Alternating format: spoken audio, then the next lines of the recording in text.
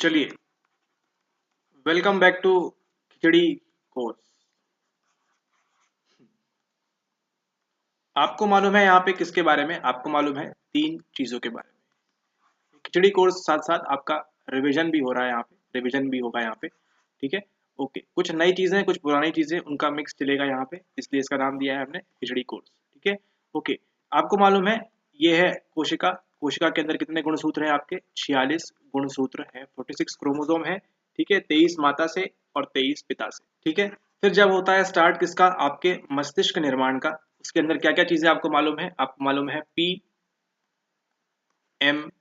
के बारे में, ऐसा ही लिखा था हमने। ये है आपका कौन सा? ये है आपका प्रोसेनसेफ्लॉन, ये है आपका मीजेनसेफ्लॉन, और ये क्या है? ये है आपका रोम्बेनसेफ्लॉन। ठीक है, तो रिक्वेस्ट आई थी सर थोड़ा सा इस पे भी डिटेल वीडियो बना दीजिए, और तो उसके लिए हाजिर है आपके सामने ये PMR, प्रोजेनसेफ्लॉन, मीजेनसेफ्लॉन और आपका रोम्बेनसेफ्लॉन। ये होता है कौन सा? सबसे आपका पिछला वाला भाग। ठीक है, ये होता है आपका मध्य भाग आपके ब्रेन का, आपके मस्तिष्क का, और ये होता है आपका अग्र वाला भाग। ठीक है, तो आपको मालूम है आपका जो प्रोसेनसेफ्लॉन है, इससे जो अग्र वाला भाग है, इससे दो चीजें बनती है। वो क्या बनती है? वो बनती है आपकी टायनसेफ्लॉन, और बनता है आपका डायनसेफ्लॉन, है ना। टायनसेफ्लॉन के अंदर क्या क्या आता है आपको मालूम है? वहां पे हमने देखा था आपका ये सेरेब्रल कॉर्टेक्स। ठीक है, फिर आपका लिम्बिक सिस्टम देखा था हमने, है ना। वो प्रश्न के अंदर लिम्बिक सिस्टम भी था, और क्या था आपका? एक बेसल गैंग्लिया था, वहां पे वो भी दिया था। वो सब क्या किसके अंदर आता है? आपके टायनसेफ्लॉन के अंदर। फिर डायनसेफ्लॉन में क्या होता है? आपको बताया था वहां पे आपका जो हाइपोथैलेमस है ना, वो मिलता है उसके बीच में। टायन और डायन के बीच क्या मिलता है आपको? सॉरी, मीजन के बीच क्या मिलता है? डायनसेफ्लॉन मिलता है। हाइपोथैलेमस मिलता है, एपिथैलेमस मिलता है आपको वहां पे, और आपको सब थैलेमस भी वहीं पर मिलता है। ठीक है, तो ये हुआ पहले भाग का। आपके पी के दो भाग कटेंगे, टायनसेफ्लॉन, डायनसेफ्लॉन। उसके अंदर क्या क्या आता है वो देख लीजिए। फिर इसके बाद आता है अगला आपका मीजेनसेफ्लॉन। वो कुछ नहीं, सिंपली आपका सेम वैसा ही रहता है, मीजेनसेफ्लॉन। ठीक है, जिसके अंदर क्या होते हैं आपके मिड ब्रेन जिसे हम कहते हैं वो। ठीक है, ओके। इसके बाद आता है आपका अंत में रोम्बेनसेफ्लॉन। ठीक है, रोम्बेनसेफ्लॉन आता है, इसके भी हम करते हैं दो भाग। ठीक है, इसमें क्या है? ये है आपका मेटेनसेफ्लॉन, और ये होता है आपका मायएलेनसेफ्लॉन। ठीक है, मेटेनसेफ्लॉन, मायनसेफ्लॉन, ये कौन सा भाग है? ये सबसे पिछला वाला भाग है ना वो। यहाँ पे क्या होता है? मेटेन के अंदर क्या मिलता है आपको? आपको पॉन्स और सेरेबेलम। ठीक है, ये आता है कि इसके अंदर मेटेनसेफ्लॉन के अंदर। और मायनसेफ्लॉन के अंदर क्या आएगा बताइए? सबसे पीछे होता है, सबसे पीछे क्या मिलता है आपको? मेड्यूला मिलता है ना। मेडुला, मेडुला किसके अंदर आएगा? आपका मायनसेफ्लॉन, मायएलेनसेफ्लॉन, और मेटेनसेफ्लॉन के अंदर क्या आएगा आपका? Pons and cerebellum. अगर आपने मस्तिष्क का पूरा इमेज देखा है तो आपको समझ में आ रहा है यहाँ पे क्या बात हो रही है। ठीक है, ये जो पीछे वाला है न्यूरल ट्यूब यहाँ पे, तो ये जो सेरेबेलम है और ये है, ये किसके अंदर आएगा? ये आएगा आपके मेटेनसेफ्लॉन के अंदर। ये तो आपकी स्पाइनल कॉर्ड चल रही है पीछे से ना, न्यूरल ट्यूब आपकी जो है स्पाइनल कॉर्ड। और यहाँ पे क्या मिलता है आपको? ये देखिए यहाँ पे पीले रंग से देखिए, ये जो होता है ये क्या होता है आपका? मेड्यूला। तो मेड्यूला किसके अंदर आता है? आपके आपके आता है ये मायएलेनसेफ्लॉन के अंदर। मायएल वाले के अंदर आएगा आपका मेडुला, और ये आएगा किसके अंदर? आपके मेटेनसेफ्लॉन के अंदर। ठीक है, ओके, समझ गए आप ये ना, बहुत बढ़िया।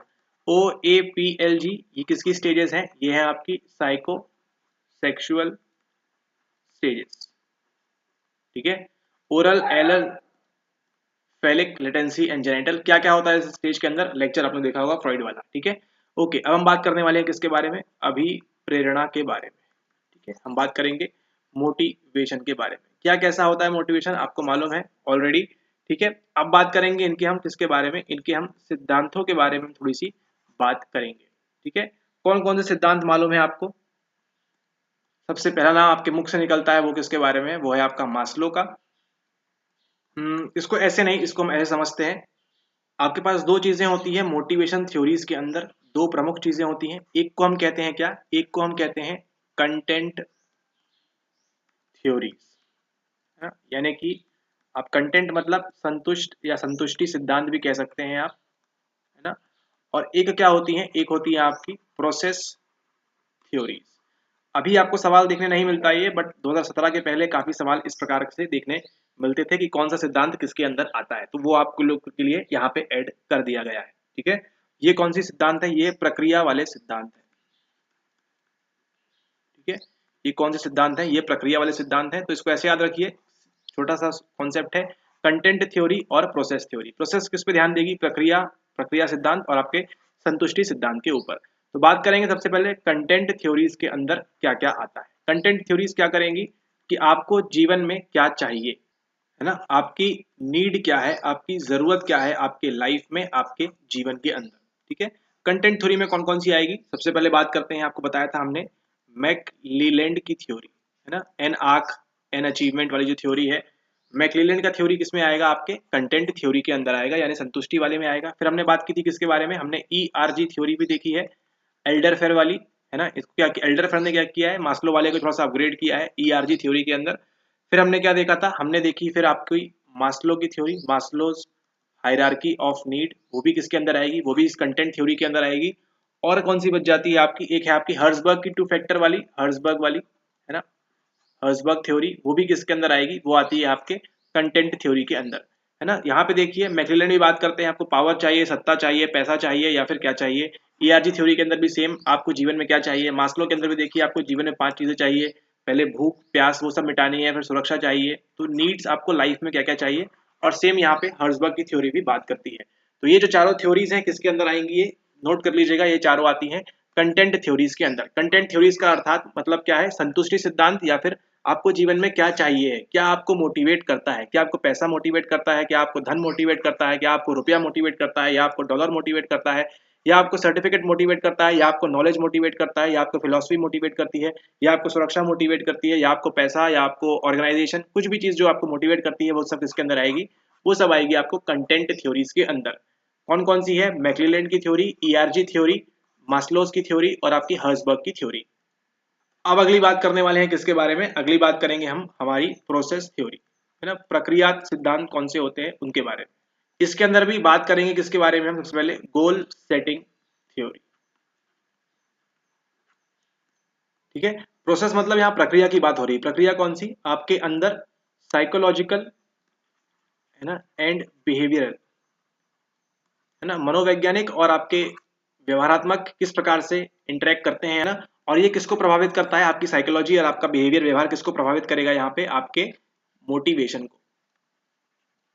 ठीक है, वहां पे कंटेंट में क्या बात करते हैं? हमको किस चीज की जरूरत है, ठीक है, पैसे की, धन की। यहाँ पे क्या हम साइकोलॉजिकल और बिहेवियरल इंटेंशंस की बात हमको मालूम पड़ती है किसके बारे में? हमारे मोटिवेशन के बारे में। ठीक है, और ज्यादा डीप में मत समझिए, अभी इतना समझिए। गोल सेटिंग थ्योरी जो है आपकी किसकी बात करती है? ये प्रोसेस थ्योरी है। इसी के साथ साथ जो हम बात करते हैं ब्रूम्स की, हमने देखा था ब्रूम्स की एक्सपेक्टेंसी थ्योरी, ना, प्रत्याशा सिद्धांत जो है ब्रूम वाला, वो किसके अंदर फॉल करता है? वो फॉल करेगा आपके प्रोसेस थ्योरी के अंदर। उसी के साथ साथ आपका एक होती है री इन्फोर्समेंट थ्योरी। अब प्रबलन सिद्धांत कुछ बताने की जरूरत नहीं है, कोई चीज आपको कैसे प्रबलित करेगी, है ना, अच्छी होगी तो आप चाहेंगे री इन्फोर्समेंट चाहेंगे। ठीक है, और फिर इसके अंदर कौन सी आती है? आपकी आती है एडम्स इक्विटी थ्योरी। ठीक है, तो Adams equity theory, reinforcement theory, Vroom's expectancy theory और गोल सेटिंग थ्योरी, ये सब किसके अंदर गिरती हैं? ये सब गिरती हैं आपकी प्रोसेस थ्योरी के अंदर। आपने सीखा मोटिवेशन थ्योरीज के बारे में, दो प्रकार की होती है, कंटेंट और प्रोसेस। कंटेंट के अंदर चार देख लिया आपने, मास्लो, हर्जबर्ग, अल्डरफेर वाली, और आपने देखी कौन सी? मैकक्लेलैंड वाली, MHAM, ये इस प्रकार से नोट कर सकते हैं। प्रोसेस के अंदर क्या क्या देखा आपने? Goal setting, Adam equity, Vroom expectancy और आपकी रीइंफोर्समेंट थ्योरी। जिस प्रकार से आपको याद रहे उस प्रकार से इसको याद रखिए। प्रश्न अभी नहीं पूछ रहे हैं इसको डायरेक्ट कंटेंट और प्रोसेस के ऊपर, लेकिन 17 के पहले ये इस प्रकार के सवाल आपसे पूछे जाते थे। ठीक है, ओके, अब चलते हैं कहाँ पे? हम चलते हैं यूनिट 1 के ऊपर। यूनिट 1 में देखिए थोड़ा सा चलते हैं हम कहाँ पे? हम चलते हैं वेस्ट में। वेस्टर्न साइकोलॉजी की पहले थोड़ी सी बात करते हैं, दर्शन वगैरह किस प्रकार से हो रहा था। दो चीज आपको मालूम है, क्या आपको मालूम है? द्वैतवाद और आपको मालूम है अद्वैतवाद। ठीक है, द्वैतवाद को और अद्वैतवाद को, द्वैतवाद को क्या बोलते हैं इंग्लिश में? हम बोलते हैं डुअलिज्म, है ना। प्रकृति पुरुष जो है डुअलिस्ट थ्योरी अप्रोच है। ठीक है, द्वैतवाद की दो की बात करते हैं वहां पे कि दो चीजें हैं, और अद्वैतवाद है, इसको क्या बोलते हैं हम? इसको बोलते हैं हम मोनोइज्म। ठीक है, जो चीज सिंगल एंटिटी पे विश्वास रखते हैं उनकी बात करती है मोनोइज्म। ठीक है, तो अभी हम यहाँ पे बात करने वाले हैं किसके बारे में, हम बात करने वाले हैं यहाँ पे वेस्ट के बारे में। ठीक है, वेस्ट के बारे में बात करेंगे हम। तो इनको मानने वाले भी होंगे, उनको क्या कहते हैं, उनको हम कहते हैं डुअलिस्ट यानी कि द्वैतवादी। जो दो चीजों को मानते थे पाश्चात्य में, वेस्टर्न में, है ना, उनकी बात करेंगे। और जो चीज किसको मानते थे, मोनिस्ट कहते हैं उन्हें। जो चीज किसको मानते थे, अद्वैतवादी थे।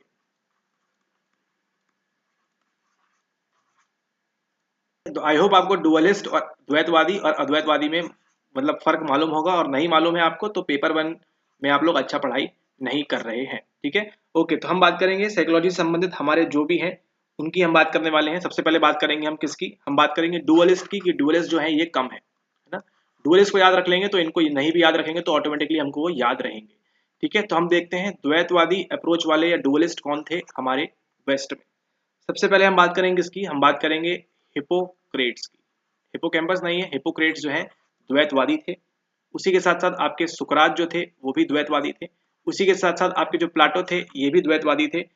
रेने डेस्कार्टेस जो पीनियल ग्लैंड के बारे में बात करते हैं ना, वही रेने डेस्कार्टेस जो है ये भी क्या थे, एक अद्वैतवादी थे, सॉरी ये द्वैतवादी थे, डुअलिस्ट थे। और उसी के साथ साथ आपके जो फ्रांसिस बाकॉन बैकॉन जो है ना, बैकॉन जो है ये भी क्या थे, ये भी आपके डुअलिस्ट थे। ठीक है, ये रेने डेस्कार्टेस किसकी बात करते हैं, ये अंतर संबंध इंटरेक्शन की बात करते हैं, इंटरेक्शन की बात करते हैं, इंटरेक्शनिज्म की बात करते हैं। और यही जो फ्रांसिस बैकॉन है ये किसकी बात करते हैं, ये बात करते हैं आपके रिजल्ट दे के दिखाइए एम्पिरिसिज्म की। ठीक है, ओके, तो ध्यान रखिएगा इसको। ये है कौन से, ये है द्वैतवादी। ये बोलेंगे दो चीजें हैं, दो चीजें हैं, दो चीजें हैं, Hippocrates, Socrates, Plato, Rene Descartes and Francis Bacon. क्या निमोनिक हो सकता है, HSPRF, HSPRF। जमाइए इसको अपने हिसाब से, HSPRF किस प्रकार से जमेगा आपको, FRP MRP नहीं होता है यहाँ पे, या फिर HPSRF या फिर FRP, जिस प्रकार से जमाना है आपको जमा लीजिए। लेकिन ये लोग कौन है, हिपोक्रेट्स, आपके सुकरात, ये आपके प्लाटो, ये आपके रेने डेस्कार्टेस और ये है फ्रांसिस बैकॉन। ये कौन है लोग, ये लोग हैं द्वैतवादी। ठीक है, ओके। अब बात करेंगे किसके बारे में, हम बात करेंगे अद्वैतवादी के बारे में। ठीक है, ये कहाँ के हैं, ये सभी लोग वेस्ट के हैं, पाश्चात्य संस्कृति वाले लोग हैं ये सब। ठीक है, ओके। सबसे पहले जो नाम वहां पे नहीं आए वो नाम यहाँ पे आएंगे। कौन है आपके पास, अरिस्टोटल, अरस्तु आपके पास है यहाँ पे, अरस्तु, अरिस्टोटल। उसके बाद आपके पास मिस्टर डेविड ह्यूम भी है यहाँ पे। ठीक है, डेविड ह्यूम आपके अद्वैतवादी, यानी कौन है ये, मोनिस्ट। ठीक है, फिर कौन है आपके आपके जॉन लॉक, ये भी आपके अद्वैतवादी हैं। फिर आपके जो हॉब्स हैं, है ना, इनका पूरा नाम ध्यान नहीं आ रहा, एक हॉब्स करके हैं, वो भी आपके अद्वैतवादी हैं। उसी के साथ साथ आपके अर्नस्ट मार्क, वो भी क्या है, वो भी आपके अद्वैतवादी हैं। और मोस्ट आईएमपी आपके कौन, बॉस विलियम जेम्स, है ना, विलियम जेम्स जो थे वो भी कौन से थे, वो भी अद्वैतवादी थे। इसका आप ध्यान रखेंगे कैसे थे, ये भी मोनिस्ट थे। ठीक है, और बात करें हम डुअलिस्ट की, थोड़ा सा रिकैप कर लेते हैं। डुअलिस्ट में कौन थे आपके पास बताइए, HSPFR, है ना, इतने ही लोग थे ना, हाँ सही है, हिपोक्रेट्स, सुकरात, प्लाटो, फ्रांसिस बैकॉन और आपके आर से कौन थे, रेने डेस्कार्टेस। ठीक है, तो ये 5 लोग को याद कर लीजिए, 5 पांडवों को याद कर लीजिए, द्वैतवादी थे, तो थोड़ा सा आसान रहेगा। बाकी इनको नहीं भी करेंगे, विलियम जेम्स ध्यान रखिए, अर्नस्ट मार्क ध्यान रखिए, John Locke, David Hume, Aristotle तो यहीं पे रहेंगे, है ना, ऐसे याद रख लीजिए। अरस्तु और अद्वैतवाद, है ना, मतलब जो दो लोग को नहीं मानते, दो लोग नहीं है बट दो चीजों को नहीं मानते हैं, उनकी बात हो रही है। तो ए से याद रखिए, अरिस्टोटल यहीं पे रहेंगे, और बाकी फिर इन 5 को याद कर लीजिए। ठीक है, चलिए अब आगे चलते हैं, बात करेंगे इसके बारे में। आपने वो गाना सुना होगा, एक गाना था, साजन तुमने प्यार की लड़ाई में, है ना, पता नहीं सुना होगा नहीं सुना होगा, हमारे यहाँ रेडियो में बहुत बजता था। तो गाना था साजन तुमने प्यार की लड़ाई में, लेकिन यहाँ पे लड़ाई किसकी चल रही है, याद रखिएगा, लड़ाई चल रही है यहाँ पे आपकी नेचर एंड नर्चर के बीच में। ठीक है, प्रकृति और पोषण की लड़ाई चल रही है। लड़ाई किसकी है, लड़ाई है आपकी प्रकृति की, नेचर की और आपके पोषण की। ठीक है, आपके नर्चर की यहाँ पे लड़ाई चल रही है। प्रकृति क्या है, आप जो चीज लेके आए हैं अपने माता पिता से, जीन्स की मोस्टली यहाँ पे बात करते हैं, है ना। और यहाँ पे क्या है, यहाँ पे आपके एनवायरमेंट की बात करते हैं। एक थ्योरी थी, बिहेवियर क्या है, पर्सनैलिटी इनटू एनवायरमेंट। पर्सनैलिटी क्या है आपकी, जेनेटिक वाली है ना, ऐसी बात होती है कि जो भी चीज़ हम करते हैं उसमें किसका संबंध होता है, क्या हमारी नेचर जो है वो करवाती है, हमारा इंटेलिजेंस वगैरह सारी चीज़ें, या हमारा जो एनवायरनमेंट है, जो प्रकृति है, वो ये सारी चीज़ें कराती है। ठीक है, तो हम चलेंगे कहाँ से, हम चलेंगे बाहर से हम चलेंगे अंदर की ओर। ठीक है, हमने डेवलपमेंट की सीरीज कैसे स्टार्ट की थी, छोटे से हमने अंदर से बाहर आए थे हम, है ना। अब कहाँ चलेंगे, हम बाहर से अंदर चलेंगे, ताकि आपको चीजें में इंटरेस्टिंग लगे और आपको मजा आए। ठीक है, सबसे पहले बात करेंगे हम किसकी, हम बात करेंगे पोषण की। पोषण यानी कि किसकी बात करेंगे हम, नर्चर की। यानी मनोविज्ञान में ऐसी कौन से सिद्धांत, ऐसी कौन सी थ्योरीज या ऐसे कौन से स्कूल है जो बात करता है ज्यादातर किसके बारे में, आपके नर्चर के बारे में। तो बताइए ऐसा कौन सा स्कूल है, ऐसा कौन सी शाखा है मनोविज्ञान की जो बोलती है कि एनवायरमेंट ही सब कुछ है, बाकी कुछ नहीं है, सारी चीजें जो होती है बाहर से होती हैं। ठीक है, ये क्या होता है, जो भी हमारा व्यवहार वगैरह है सब कैसे होता है, हम सीखते हैं। बात किसकी कर रहे हैं, बात किसकी कर रहे हैं हम बात कर रहे हैं यहाँ पे बिहेवियरिज्म की, है ना। आपका जो व्यवहारवाद है, ठीक है, ये बोलता है आपका जो व्यवहारवाद है ये कैसा है, कंप्लीटली आपका नर्चर के ऊपर है ना। आप किससे सीख रहे हैं चीजों को, कंडीशनिंग से, चाहे वो ऑपरेंट हो, क्लासिकल हो, ऑब्जर्वेशनल हो, कोई भी हो, जो चीज सीख रहे हैं। बिहेवियर स्कूल क्या बोलता है, आप सब चीजें कंडीशनिंग से सीख रहे हैं। आप सारी चीजें क्या हो रही है, रीइंफोर्स हो रही है, पनिशमेंट मिल रही है। तो मतलब आपका व्यवहार कैसे बन रहा है, जो चीज आप एनवायरमेंट से देख के सीख रहे हैं उसी से बन रहा है। ठीक है, तो जो बिहेवियरिज्म है, जो व्यवहारवाद वाले लोग थे, है ना, कौन कौन थे मालूम है आपको, स्किनर और वो सब लोग, जॉन वाटसन आपके, और पावलोव जी, कंडीशनिंग वाले जो लोग थे, सब क्या बोलते थे कि आप कुछ भी कर लीजिए, सारी चीज जो है क्या है, कंडीशनिंग है, सारी चीज आपका व्यवहारवाद ही है। लेकिन ठीक है, सबसे पहला ये व्यवहारवाद की बात करेंगे, कौन, आपके पोषण वाले बात किसकी करेंगे, आपके व्यवहारवादी लोग करेंगे। उसके बाद अगला कौन आएंगे, अगले आएंगे आपके यहाँ पे थोड़ा सा, अब ये क्या होंगे, बिहेवियरिज्म से थोड़ा सा अलग होंगे। ठीक है, थोड़ा सा आप क्या बोलेंगे, ये बात करते हैं आपके ह्यूमैनिस्टिक वाले, ये भी एक स्कूल है, ये भी एक शाखा है। ह्यूमनिस्टिक क्या है आपकी, ये है आपके मानवतावादी वाले। ठीक है, मानवतावादी लोग क्या अप्रोच रखते हैं, क्या बात करते हैं इसके बारे में, नेचर और नर्चर के बारे में। इन्होंने कहा ठीक है, नेचर थोड़ा सा, है ना, हमको किसकी आवश्यकता है, मास्लो की बात करें अगर, तो मास्लो ने क्या बताया था हमको किसकी आवश्यकता है, हमको भूख प्यास निद्रा काम, उसकी जो बेसिक नीड्स है हमको उसकी आवश्यकता है। लेकिन उसके बाद क्या करता है, हमारी जो सोसाइटी या हमारा जो समाज है, तो समाज क्या है, सिंपली हमारा एनवायरनमेंट जो है वो क्या करता है, वो हमको ढालता है अपने हिसाब से। ठीक है, तो हम स्वयं के बारे में क्या सोचते हैं, विचार करते हैं, ये कौन बताता है हमको, सोसाइटी, समाज बताता है। बिहेवियर वाले जो थे कंप्लीटली बोल रहे थे कि नर्चर आपका रहेगा, है ना, पोषण रहेगा आपका कंप्लीटली। लेकिन इन लोग क्या बोला, ह्यूमनिस्टिक वाले, इन्होंने भी इसी पे जोर दिया, लेकिन क्या बोला उन्होंने कि थोड़ा सा आपका यहाँ पे फिजिकल वाला जो है ना, आंतरिक रूप से जो है वो यहाँ पे रहता है। लेकिन मोस्टली इनका ध्यान किसके ऊपर था, सोसाइटी किस प्रकार से परिवर्तन करती है, प्रत्येक ह्यूमन को क्या चाहिए, सोसाइटी में ऊपर जाए, आगे पीछे जाए, है ना, वो सारी बातें। इसके बाद अगली बात कौन करता है, ह्यूमनिस्टिक के बाद क्या है हमारे पास है संज्ञानात्मक। संज्ञानात्मक जो सिद्धांत है वो किसकी बातें करता है, उन्होंने कहा कि ठीक है, हमारे पास स्कीमा, है ना, होता है किसी चीजों का, या कॉन्सेप्ट, जो चीज हम सीखते हैं, ये किससे सीखते हैं हम सीखते हैं एनवायरनमेंट से, बाहर से सीखते हैं हम। ठीक है, एनवायरनमेंट क्या है आपका, ये नर्चर की बात कर रहा है यहाँ पे। ठीक है, कि हमारा जो कॉग्निशन है, संज्ञान है, क्या होता है, ये चेंज होता रहता है ना, ये इसमें बदलाव संभव है। ठीक है, कुछ चीजें हम सीख के आ रहे हैं जन्म से, है ना, जन्मजात रूप से हम सीख के आ रहे हैं कुछ स्कीमा वगैरह चीजें। लेकिन हमारा संज्ञान जो ब्रेन डेवलप होता है किससे होता है, वो होता है एनवायरनमेंट से। ठीक है, आप घर में हैं, ठीक है, अच्छी बात है, लेकिन जैसे ही आप स्कूल में गए जाएंगे, आपका संज्ञान जो है ये चेंज होगा, आपकी थिंकिंग, परसेप्शन, वो सारी चीजें क्या होंगी, आपकी चेंज होगी। आप जितने नए नए लोगों से मिलेंगे, सारी चीजें क्या होंगी आपके साथ, वहां पे बदलाव होते जाएगा, वहां पे चेंज होते जाएगा। ऐसा कहना है किसका, ऐसा कहना है आपके संज्ञानात्मक वाले लोगों का। ठीक है, अब इसके बाद थोड़ा सा और कहानी शिफ्ट होगी, कहाँ पे आएगी, वो आएगी आपके मनोविश्लेषण के ऊपर। मनोविश्लेषण वाले बात को मालूम है किसकी बात कर रहे हैं, ये इन्नेट की बात करते हैं, हमेशा जन्मजात जो चीजें हैं उनकी बात करते हैं, अनकॉन्शियस डिजायर वगैरह, बचपन में जो आपके साथ हुआ है, सोशल, आपके चाइल्डहुड में, बाल्यावस्था में जो हुआ है, वही क्या करता है, वही आपको जीवन भर परेशान करता रहता है। थोड़ा सा देख रहे हैं आप यहाँ पे किसकी तरफ शिफ्ट हो रहे हैं, ये प्रकृति की तरफ शिफ्ट हो रहे हैं, है ना, इन्नेट जन्मजात जो है हमारे पास, ड्राइव, सेक्स वगैरह, वो सारी चीजें। ठीक है, तो ये मनोविश्लेषण बात करता है। और उसके बाद कहाँ चलते हैं, चलते हैं आखिरी वाली जो है आपकी कौन सी, वो है आपकी बायोलॉजिकल, यानी कि जैववासिकी वाली जो है, जैववादी जो लोग हैं, अप्रोच है, बायोलॉजिकल अप्रोच है। सिंपली किस पे टिकी रहेगी आपके, नेचर के ऊपर टिकी रहेगी कि आपके इसमें क्या है, आपके इसमें हॉर्मोन्स हैं, है ना, आपके जीन्स हैं, आपके क्रोमोसोम्स हैं, आपके केमिकल रसायन वगैरह हैं शरीर के अंदर, ये सब क्या करते हैं, एपिनेफ्राइन, नॉरएपिनेफ्राइन, सेरोटोनिन, मेलाटोनिन, ये सब क्या है, आपको बिहेवियर को क्या करते हैं, रेगुलेट करते हैं।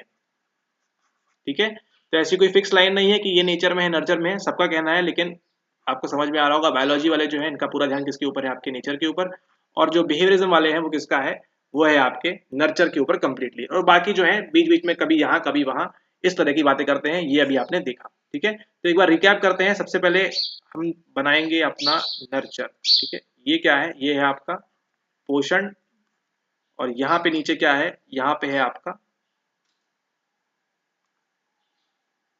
नेचर, यानी आपकी प्रकृति।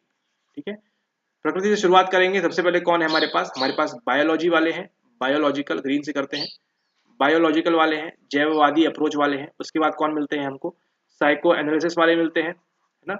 उसके बाद कौन मिलते हैं हमको, हमको मिलते हैं कॉग्निटिव वाले, संज्ञानात्मक वाले मिलते हैं हमको। ठीक है, और फिर कौन मिलते हैं हमको, हमको फिर ह्यूमनिस्टिक मिलते हैं, और फिर अंत में कौन मिलते हैं हमको, हमको मिलते हैं बिहेवियरिस्ट वाले। ठीक है, तो ये लड़ाई चल रही है इनकी नर्चर और नेचर के ऊपर। ठीक है, तो इनका ऐसा सा मानना है, उस हिसाब से देख लीजिए आप, प्रश्न आपको जिस प्रकार से आएगा उस प्रकार से उसका अपनी समझदारी और सूझबूझ से आप वहां पे उत्तर देंगे। बायोलॉजी वाले हैं, इनका फोकस कहाँ रहेगा, मेनली आपके नेचर के ऊपर रहेगा, सब कुछ नेचर है ना, प्रकृति है, रसायन है, हार्मोन है। साइकोएनालिसिस वाले क्या बोलेंगे, सारी चीजें तो आपकी प्रकृति से जुड़ी हुई हैं, सेक्स वगैरह, ड्राइव, जन्मजात वगैरह सीखे हैं, और सोसाइटी में आपका थोड़ा बहुत जो है, ठीक है, मान लिया बचपन में जो आपके साथ घटनाएं होती है। कॉग्निटिव वालों का कहना है कुछ चीजें हम जन्म से सीख के आए हैं, और कुछ चीजें मतलब 50-50 वाले हैं ये लोग कि हम एनवायरनमेंट के साथ बदलते रहते हैं। और ह्यूमनिस्टिक वाले का कहना है कि सब कुछ जो है बाहरी है, अंदर से थोड़ा बहुत हम वहाँ भूख प्यास काम निद्रा वो सब चीजें हमको चाहिए है। और बिहेवियरिज्म वालों का मानना है कि सारी चीजें जो है वो क्या है, आपके व्यवहार के ऊपर टिकी हुई हैं, आप किस प्रकार से एनवायरनमेंट के साथ संपर्क करेंगे उस पर आपका पूरा टिका हुआ है। ठीक है, तो ये थी आपकी नर्चर, पोषण और पालन के बीच लड़ाई, सॉरी पालन नहीं, नेचर प्रकृति के बीच लड़ाई।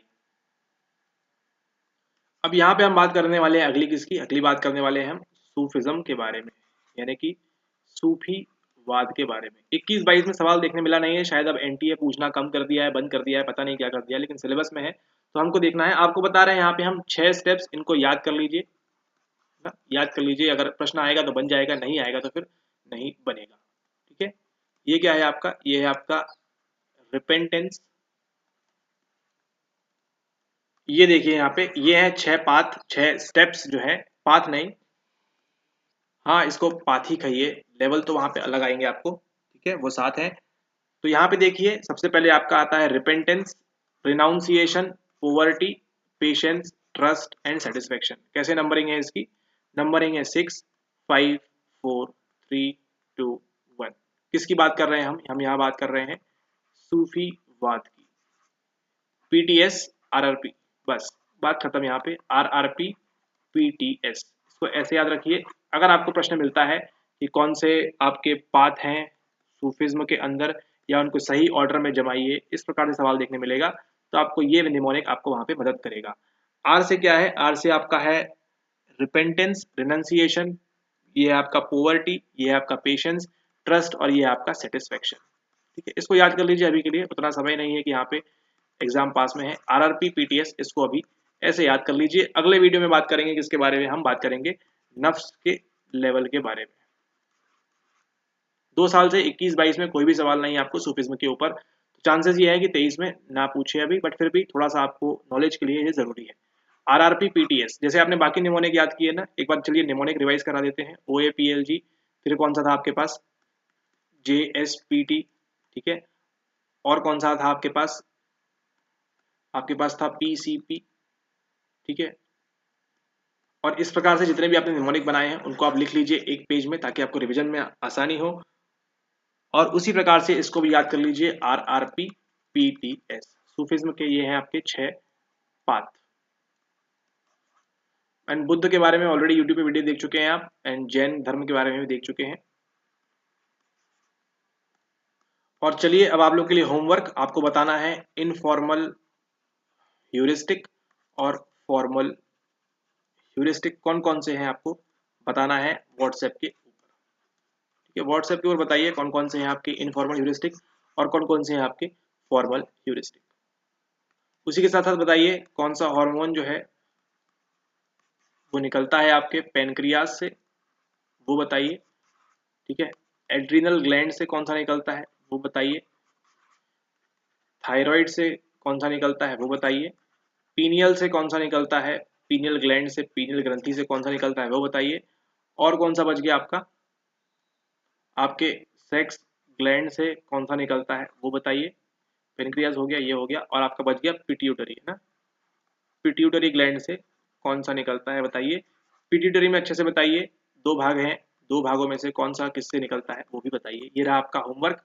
मिलते हैं आपसे नेक्स्ट वीडियो में। अच्छे से रिवाइज करिए, सारी चीजें हो जाएंगी, बस अच्छे से रिवाइज करिए। ऐसा ना हो कि सवाल देखने के बाद आपको ना बने। ठीक है, कब नहीं बनेगा, जब आप रिवाइज नहीं करेंगे और जब आप एक एक शब्द को अच्छे से नहीं पढ़ेंगे तब नहीं बनेगा। ठीक है, बाकी सब बनेगा आपसे। All right, thank you very much, have a nice day ahead. अच्छे से पढ़ाई करिए, मिलते हैं जल्दी।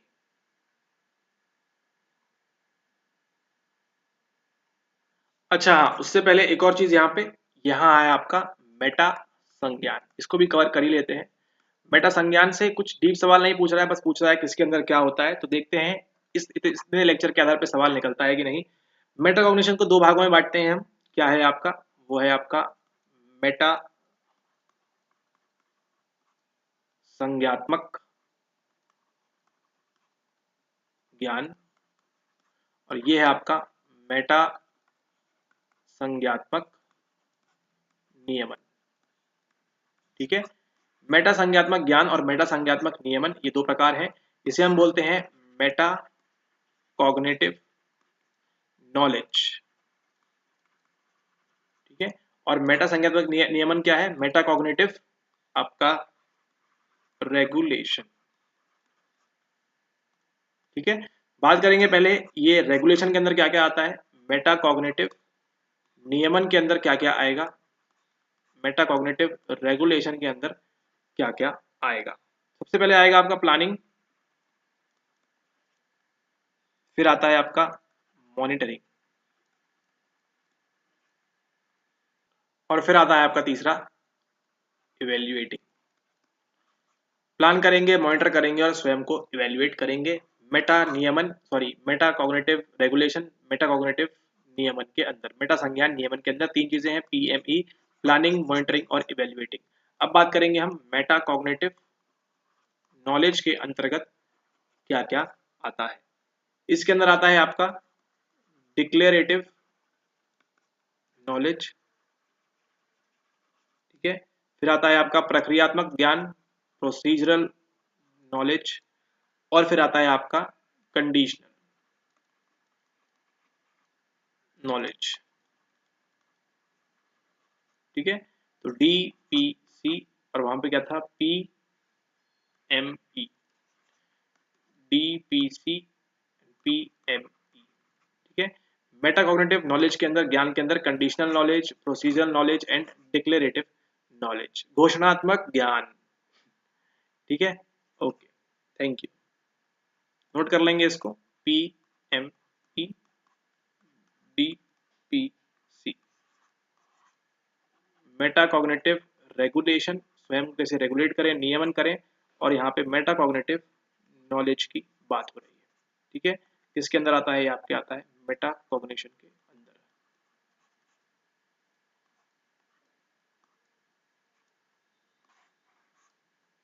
Thank you.